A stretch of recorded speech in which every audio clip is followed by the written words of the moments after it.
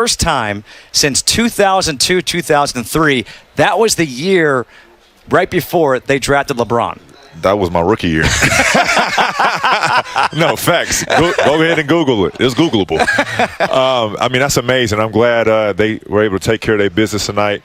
This was a big win without Brad. You know, things got a little sketchy down this stretch. But, you know, Atlanta, I think that was a series down there that kind of got them ready for this moment to go ahead and close out this game, at least to go ahead and know that they're in the playoff round. Yeah, well, with that, we're going to say it's time for the crossover here tonight, as the crossover is brought to you by Stay DC, stronger together by assisting you. We welcome in the guys, Wes, Jason, and Tony.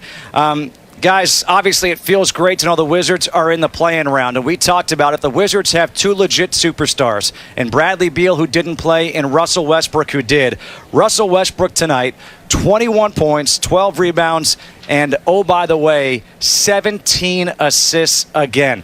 Tony, how important is it for this Wizards team to know that it doesn't have to be just Brad, it doesn't have to be just Russ to get a victory? It's very important, Justin, when you think about the fact that no Bradley Beal tonight, that's 30-plus points out of your lineup. And at that time, you have your bench step up. And you always hear me talk about how important the bench is. You got four guys tonight that stepped up in double figures off the bench at a time when you were seriously lacking scoring. You got two guys outside of Russell Westbrook in the starting lineup to score out in double figures. And I thought Davis shot the ball well because they really needed him to continuously stretch the floor. But at the end of the day, you got led by Russell Westbrook. He does what he always does in the way of setting guys up, and he also hit some big shots down the stretch. So great night by the Wizards. As far as the bench is concerned, 58-16.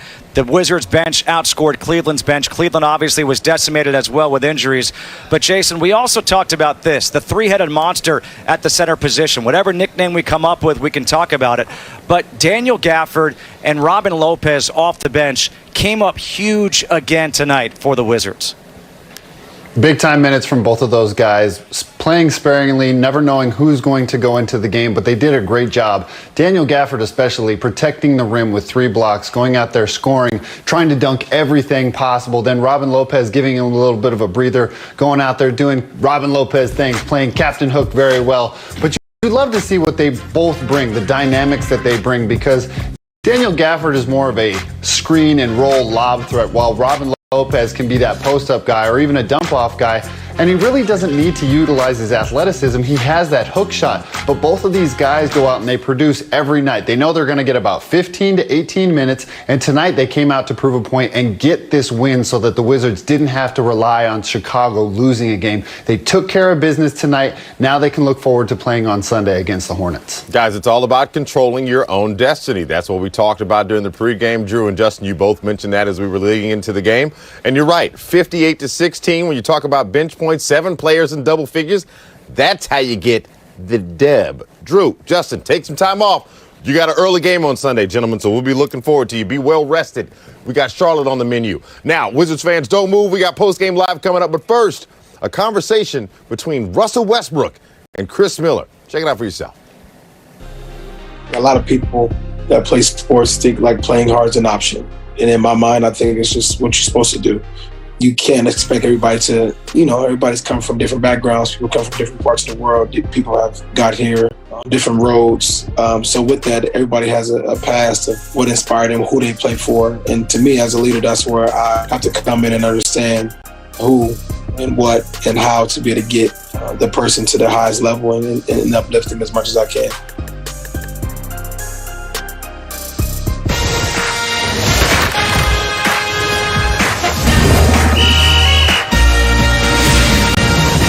Wizards Post-Game Live, presented by Geico. Ladies and gentlemen, that is the reveal of Russell Westbrook's triple-double record jersey, courtesy of the Washington Wizards of Monumental Sports and Entertainment. 182 to Mr. Triple-Double himself. I know Russ appreciated that, but you know what made him smile even more? Winning tonight's game. That's what made him smile. Final score 120-105. Wizards win and now are in the NBA play-in. The first time they've had a play-in, the Wizards have secured their spot We're going to figure out exactly where we land because it's not over. We got to figure that out. We still got some games that have to be played. We got Charlotte coming up, and other teams in the Eastern Conference have to figure out where they're going to land. So we're going to get to that in a minute. But before I bring my guys in, I got to get to a man who we need to talk to tonight because we enjoyed his performance on the court. Ish Smith. Ish, it's Wes again here in Bethesda. Again, congratulations on the win tonight, my friend. Let's get straight to it. You guys controlled your own destiny tonight.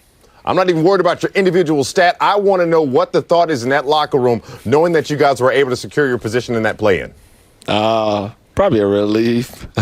Probably a relief. Just more or less excited that we don't have that weight on our back anymore. So moving forward, got a Charlotte at 1 o'clock and see if we can get some position. Hey, old man, you know who this is? No, I don't know who this is. Yeah. Hey, what's up, C? I'm gonna be serious. I'm gonna be serious for a minute because, my friend, you have been telling me all year, you guys were gonna be in a position where the bench was gonna show up, and tonight, not only did you show up, you showed out. Can you describe your rhythm and finding guys? We know you and Davis have great chemistry, but I thought the last couple of games, you and Gafford, for some reason, have a really good combination. How important is it for you guys to have a game like this where you outscore the Cavs bench 58-16? Well, it's important because, as you know, Brad and Russ going to be Brad and Russ. So what we have to do coming off the bench is bring that energy, bring that juice, and be really good defensive. And that's the key to all really good teams. All right, Ish. Jason Smith here. You're in the playing game. Yep. You got possibility of Pacers or Hornets. Now, I'm going to set you up. You could either take this bait or you could be a true professional. Who would you rather play? Come on, man. You know I'm going to be a true professional. I'm going to be a true professional. Well, that's the first.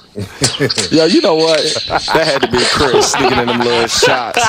And I was going to bring you some no, I ain't bring you nothing. Yeah, it's all right. It's all good. I probably already had it. That's true. Answer that man's question. Who you want? Jay, all jokes aside, we got to play who is in front of us. And I think the biggest key is getting that eighth spot so you can play one game, and if you win that game, you advance. And I think that's the key. So whoever is there is there. So we got Charlotte at 1 o'clock, hoping that they lose the next one and can play for that eighth spot. Hey, Ish, Tony Massenberg here. Question I have for you is, you've been on a couple of teams, different teams now. Tell me what the trick is, because I've noticed you are really good at figuring out where your teammates like the basketball as a guy who comes in as a backup. Tell me what the trick is in figuring out where your teammates like the ball. Yeah, I think that's the key for any point guard, especially for me. I had a great coach in Jeff Battle at Wake Forest. Always told me to find guys and put them in position so they could be successful. And that's what I try to do with everybody. Know where they like the basketball, how they like it, laced up or not, lobs or bounce passes. I threw a bad pass to Gaff, and I got mad because he likes lobs. And I threw a tough one. He had to go get it and get a layup. So a lot of times if you don't score off of my passes, I get frustrated. Hey, you know what? I love that. The reason why I played with a couple of guys like that, Ish. I like that. The reason why I get frustrated is simply because that's my job to put you in a position. Yep. Not that you missed a shot or made the shot. It's simply that I didn't put you in a better position for you to make the shot. If you miss and make, it doesn't bother me. But for me, I got to put you in a position for you to be successful. I love it. Hey, Ish, your bench was as hot as J. Cole's new album tonight, baby. Woo! Well done. That's the way you get down, son. Way to do it, my man Ish.